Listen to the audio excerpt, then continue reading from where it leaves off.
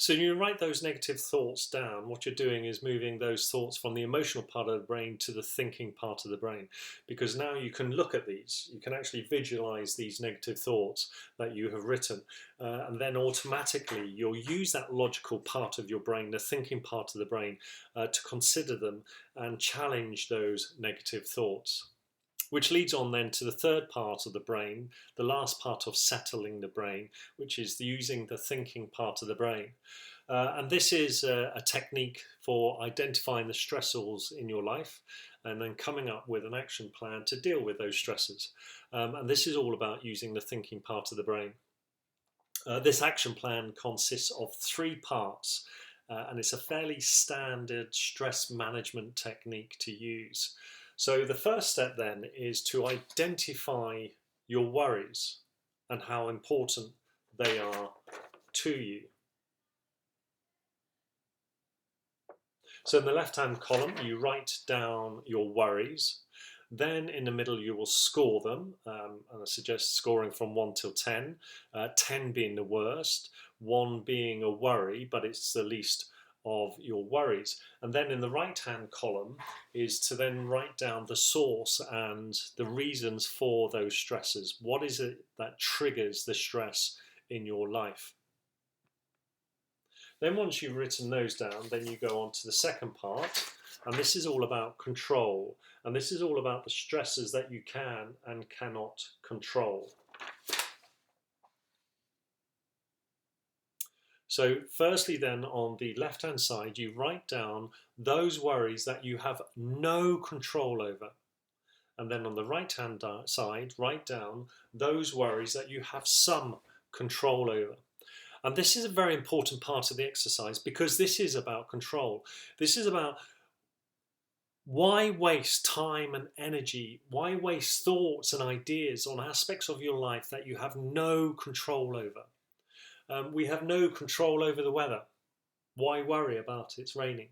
We have no control over coronavirus at the moment, and unless you are involved in government, we have no control over the lockdown measures that are being put in place. So don't waste time and energy on aspects of your life that you can't control. This is also about acceptance, because once you accept those aspects of your life that you can't control, then you can move forward and focus then on the important issues in your life, which are those aspects of your life that you can control. The third part of this exercise then is the action plan itself and bringing all of that together. So now you've identified the worries that you can control, and you will have scored them previously. And now you can prioritize them in an action plan. So on the left-hand side, you write down then what your most important worries that you have some control over. On the right-hand side, then you write down your actions that you can take now or in the future to reduce those worries and the associated stress or the triggers. From that then, you're able to identify what your first action is. How then you will make this happen? What do you need to do? And what's important also is, if you can, is to identify someone who can help, who can support you. And then finally, give it a timeline. When do you need to do this by, or when do you want to do this by? It's almost like using the SMART goals technique, or specific, measurable, achievable, realistic and timely in dealing with your stresses. Now, with the action plan itself and the priorities of these worries, you can look at prioritizing them in two ways. Firstly, you can tackle the most important worries, which will probably be the hardest ones to deal with first, because they are the most important to you. But the challenge with that then is that you actually may struggle to overcome them, and you may then feel disillusioned because you're not solving these quickly enough, and it could have a negative impact on your emotions. So maybe, if you want to, start with the easiest first. the ones that you can achieve fairly quickly, because then you're quickly reducing some of the weight and some of the emotional pressure that you've placed upon yourself, and you're reducing those stresses fairly quickly. You're achieving micro successes, which will then free up more energy to deal with the difficult problems. And then this will help improve, in theory, well, no, not in theory, this will help improve your mood and your mental health. So that's the action plan. Now, I mentioned, no, sorry, I didn't mention. Now, I noted in your question that you had specified for someone who has no or low income, which could suggest that you are unemployed or have been recently unemployed. And if that's, I'm very sorry if that is the case. I just want to, I'm digressing, but I just want to very quickly mention a study that took place in 1995 in America. And this study looked at the effectiveness of a structured cognitive stress reduction program for unemployed managers. And they used a fairly simple cognitive behavioral technique list of questions which the individuals were asked to think about and then answer. But what's really important is the findings of this study showed that those who participated in the stress reduction program in answering these questions, they effectively reduced their stress, their anxiety, and their anger about their recent job loss.